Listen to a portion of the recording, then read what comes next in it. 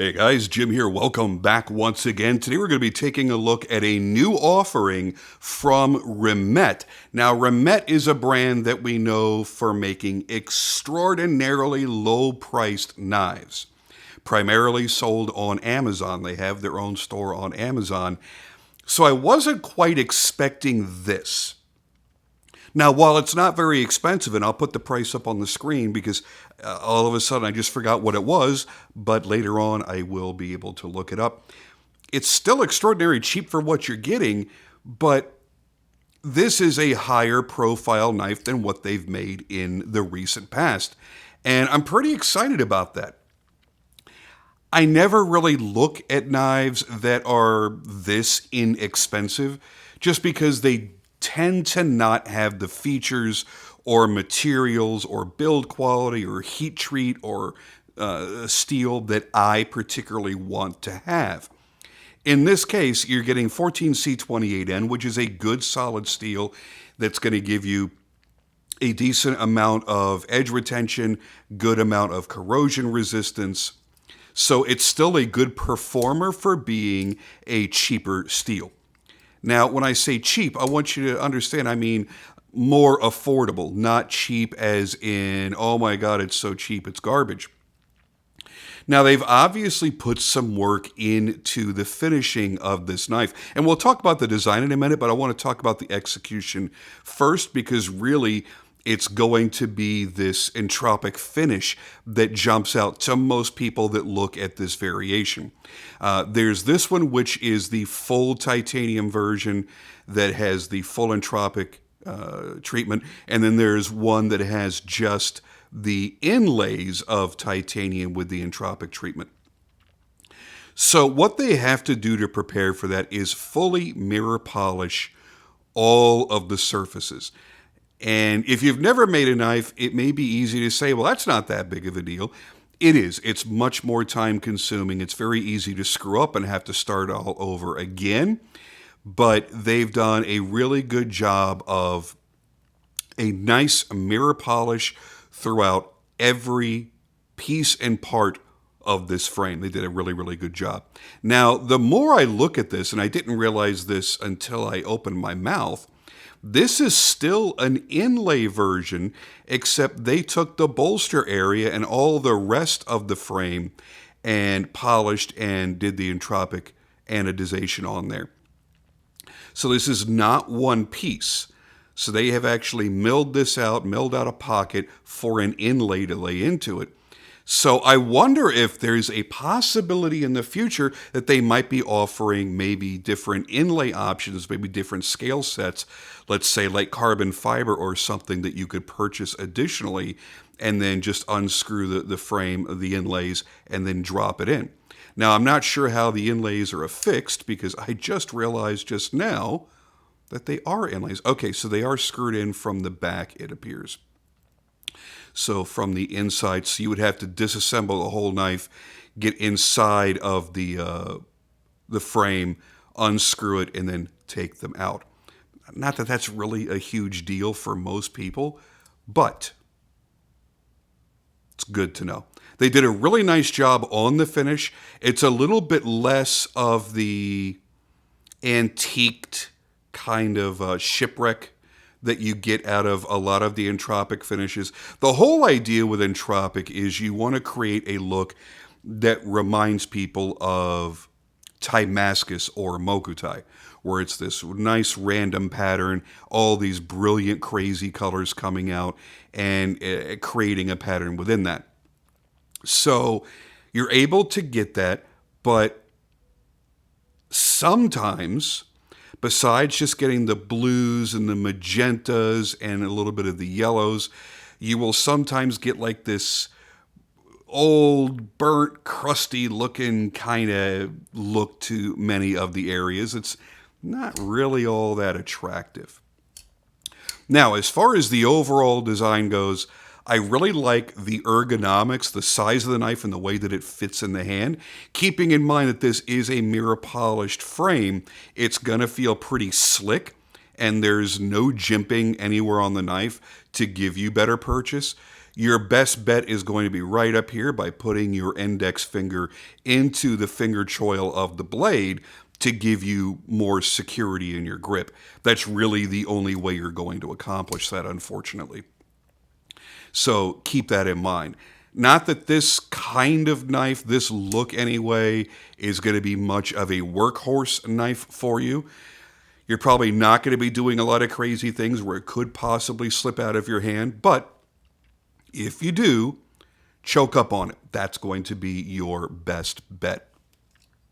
Now, one thing I'm sure you've noticed immediately is the fact that it has an Axis style lock on it. And since Benchmade let their patent run out on that and it's become part of the public domain, a lot of brands have begun to use their locking system. I personally hate it. I've never liked it in any brand, Benchmade or otherwise. I've never liked it. And Microtech has made their own version they call the Ram Lock. What I don't like about it is as the blade is opening, you see the lock is being engaged by the tang of the blade, because that's how it works. So what happens is when you're opening that, this is moving back and forth. If you're gripping the knife in such a manner that that is somehow interrupted, then the blade can't open. Or it makes it much, much more difficult to do that. So for me, if I want to go and reverse flick it off the thumb stud, my finger is laying right across the backside of the lock there. And that slows down the action. And it could do it to a point where it won't actually go to full lock, and that's dangerous. Then it could come down, it could cut me, I could move my hand in such a manner that it would cut me because I'm expecting it to have been opened to full lock, and it didn't. So I want to be very clear. This is not a knock against Remette in any way. I didn't like it when Benchmade was doing it. I don't like it now that Microtech is doing it, and about, a half a dozen other brands offering at least a dozen different knives. I avoid it like the plague. Now, it does work very well. They did a good job with the system, so I really can't complain too much. I just have to know that when I pick this particular knife up, it's going to be either slow rolling it, which, by the way, that feels really, really nice. It's smooth and it's clean. Or I can thumb flick it off the front stud. I'm just not going to be flicking it off of especially not off the fuller. Because then I've got much more of my finger on there and I'm gripping harder. So yeah, that lock did not like sliding back and forth like that. So, design-wise, I really, really like the blade shape. It's a nice functional blade shape. It's going to be great for all kinds of cutting. There's just enough belly here to work with. The tip does come way up past the point of the pivot. So if you're using just the tip, like you're slicing open boxes, then you're going to have to come way up this way in order to do that. So it's all really going to depend on what your particular needs are and how you feel that you're going to use the knife. As we take a look at it from the spine side of the knife, you see it has a real elegance to the overall way that it's shaped. From that very long, wide, and flat titanium backspacer to this nice swooping drop in the frame, which really, really feels nice in the hand. Overall, it's got a nice flow to it. I love the blade shape. If this were a flipper with thumb studs and a liner lock or even a frame lock, I would be completely madly in love with it. As it stands, I just really, really like it. And I think it's an outstanding value. I think you've got a blade steel that's going to give you a little bit of longevity. It's certainly not going to rust or corrode in any measurable way that you're going to have any issues with. And it's going to give you a good long time of cutting before you need to resharpen it, especially if you're in the practice of stropping in between uses instead of just going straight to let's remove material and friggin' sharpen the damn thing. I think it's going to serve you really, really well. And again, I reiterate, this is much more of a man's pocket jewelry than it is a workhorse knife. So you're probably not going to be heavily abusing it anyway. So that's the look and my thoughts on the Remette Chameleon. Grab yours as quickly as you can, because I honestly believe as more and more people come across this knife and they see the value for the materials and for the finish work that's been applied into it, and they realize that, hey, the knife actually functions well beyond how it looks, I think they're probably going to sell pretty darn quickly. At least that's my personal opinion. I could be wrong. Don't forget, right over here, you've got the specs. Not leaving them on the screen forever, but you can pause the video and check them out right there. I mean, just under 8 inches in overall length. The all-important blade length, just under 3 inches, 2.95 inches.